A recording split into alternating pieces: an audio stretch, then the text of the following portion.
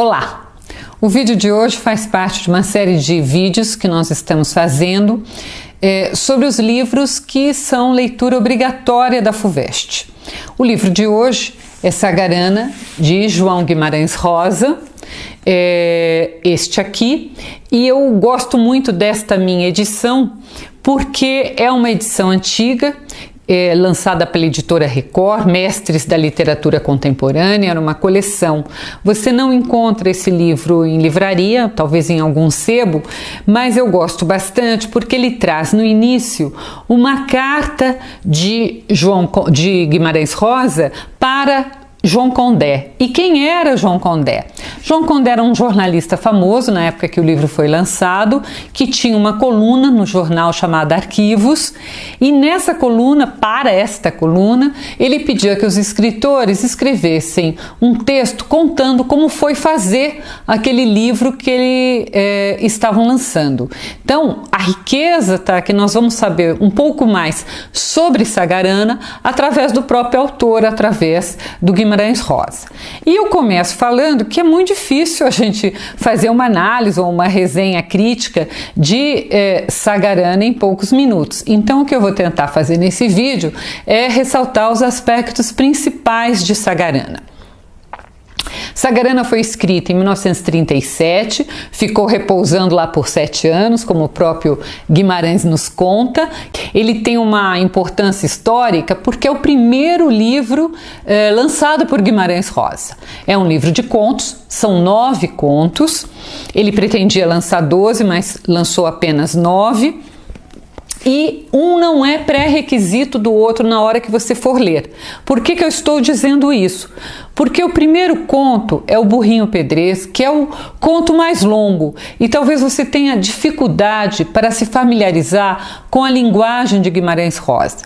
Então é preferível você começar talvez por um conto mais curto, 1, 2, 3 mais curtos, e depois sim ler o Burrinho Pedrez. A única ressalva que eu faço é que o último conto, e talvez o mais importante, o mais conhecido, A Hora e Vez de Augusto Matraga, tem assim que ficar lá para ser o último a ser lido, porque o próprio Guimarães diz nessa carta para o João Condé que este é o conto síntese que dá o fecho para os outros 8 contos também. Então, leia por último A Hora e Vez de Augusto Matraga. Então, se eles são independentes, o que dá unidade para esses contos?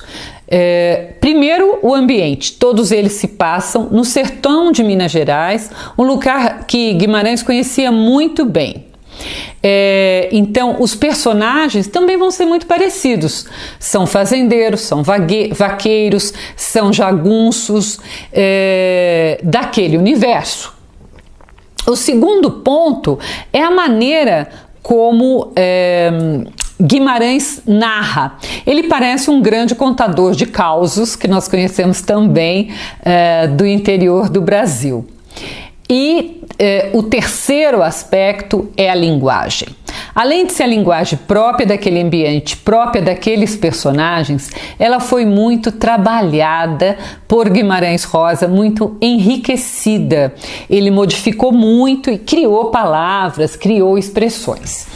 Tem um pedaço que eu separei aqui na carta que ele fez para o João Condé, que ele fala que ele não respeitou muito normas gramaticais. Diz assim: rezei de verdade, para que pudesse esquecer-me por completo de que algum dia já tivessem existido septos, limitações, tabiques, preconceitos a respeito de normas, modas, tendências, escolas literárias, doutrinas, conceitos, atualidades e tradições, no tempo e no espaço. Isso porque na panela do pobre tudo é tempero. E conforme aquele sábio salmão grego de André Morroá, um rio sem margens é o ideal do peixe. Então é isso que Guimarães está buscando. Como o rio, ele quer nadar, ele quer um rio sem margens, sem limitações.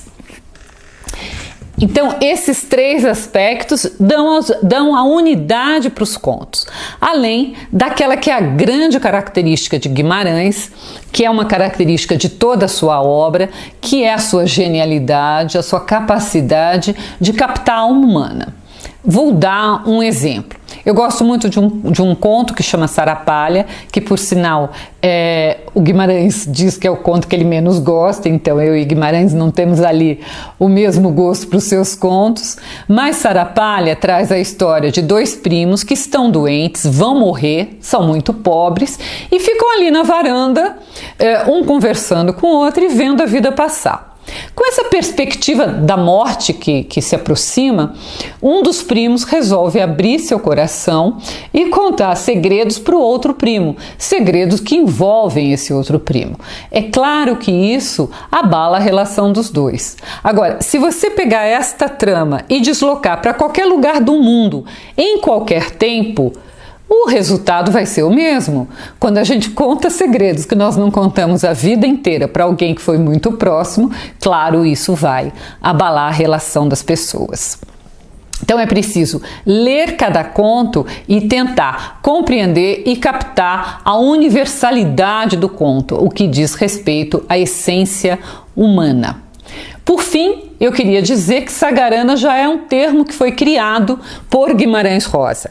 Ele nasce da construção de duas palavras. Saga, que quer dizer história de heróis, histórias familiares, lenda. Irana, que é uma palavra tupi. Saga, desculpa, esqueci de dizer, de origem germânica. Rana é de origem tupi e quer dizer semelhante a. Então, se nós pudéssemos traduzir, Sagarana seria semelhante a uma lenda. Então, esse já é também um fechamento para que Guimarães queria, uma mensagem que ele queria nos passar sobre seus contos.